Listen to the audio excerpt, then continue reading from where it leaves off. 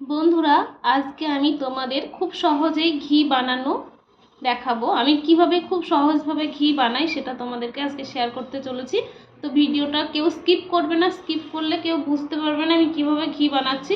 তো এটা হচ্ছে মোষের দুধের সর, ঠিক আছে।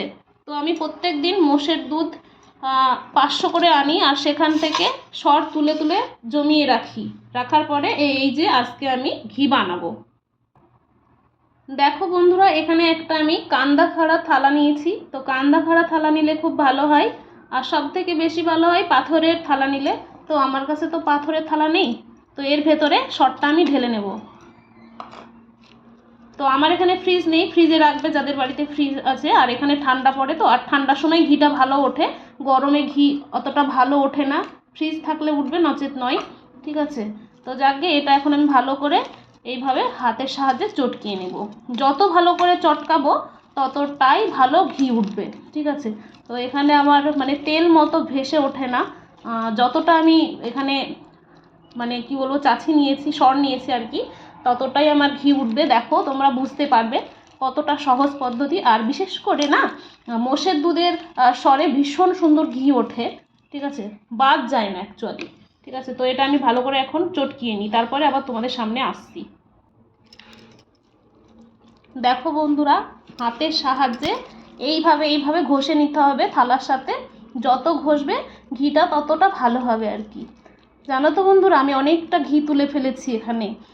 পাঞ্জাবে এসে এখানকার ওয়েদার খুব সুন্দর, এখনও ঠান্ডা ঠান্ডা ওয়েদার রয়েছে, যার জন্য আমি ঘিটা তুলতে পারছি।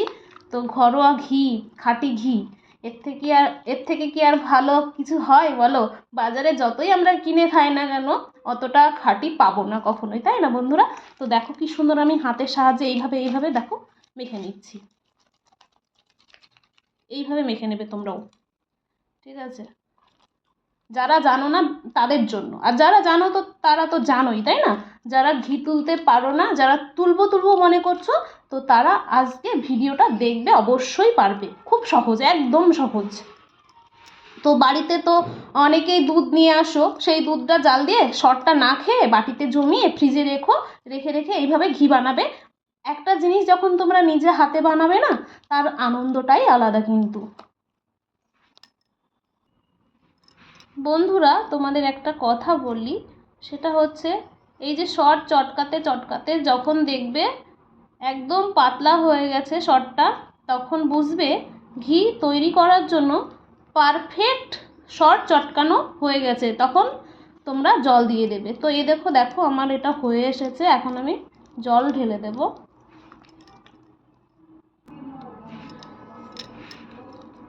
জলটা ঢেলে দিলাম।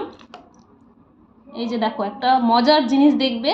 প্রথমে আমি বলেছি যে এখানে যা সর আছে সবটা আমি ঘিয়ের জন্য রেডি করতে পারবো, এখানে কোনোটা বাদ বলে কোনো সিন থাকে না আর কি।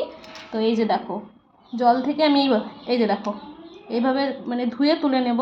এখানে কোনো ঘোল তৈরি হচ্ছে না আমার, আশা করি দেখে বুঝতে পারছো। একদম ভেসে গেছে, এই যে ছোট ছোট কণা কণা আকারে ভেসে গেছে, এখানে ঘোল হবে না। এত সুন্দর সর, আমি দেখেই মুগ্ধ। এই যে দেখো কত সুন্দর, দেখেই মুগ্ধ আমি অ্যাকচুয়ালি, খুব ভালো লাগছে। তো চলো একটা বাটিতে আমি এখন তুলে নিই। কোনো ঘোল হলো না এখানে, ঠিক আছে। তুলে নিয়ে তারপরে একবারে তোমাদের সামনে আসছি। হয়ে গেছে, এটা তুলে নেব। এখন আমি এই যে জল থেকে তুলে একটা পাত্রে রাখছি, যেটাতে আমি জাল করব, সেই পাত্রে একদম তুলে নিলাম আমি। দেখো একটু ঘোল নেই, কি সুন্দর বিষয় একটা, তাই না বলো? দারুণ লাগছে যে একটু বাদ যাচ্ছে না। যখন আমি জাল দিব তখন একটু যেটা বাদ যাওয়ার তখন যাবে আর কি। চলো এবারে আমি এইটুকু তুলে জালের জন্য রেডি হই। দেখো বন্ধুরা, ফাইনালি সরটা চেটকিয়ে ভালো করে জল দিয়ে ধুয়ে একটা বাটিতে বসিয়ে দিয়েছি জালের জন্য। এটা জাল দেওয়া হলে ঘি তৈরি রেডি হয়ে যাবে একদম। তো একটা কথা বলি, দারুণ একটা টিপস দিই তোমাদের, সেটা হচ্ছে ঘিয়ের যদি দুর্দান্ত সুগন্ধ আনতে হয়, তার জন্য এই জিনিসটা ব্যবহার করো। চলো দেখিয়ে দিই জিনিসটা কি। এটা কি পাতা বলো তো বন্ধুরা? এটা হচ্ছে লেবু পাতা। লেবু পাতা দিলে ঘিয়ের গন্ধ দুর্দান্ত, মানে সুন্দর হয়ে ওঠে। তো চলো এটা এখন জাল হতে থাকুক, মাঝে মাঝে তোমাদেরকে আমি দেখাবো। এই যে দেখো গলতে শুরু করেছে, দেখতে পাচ্ছ? এই যে আওয়াজটা আশা করি শুনতে পাচ্ছ। এখন আমি হালকা হালকা নেড়ে দেবো মাঝে মাঝে।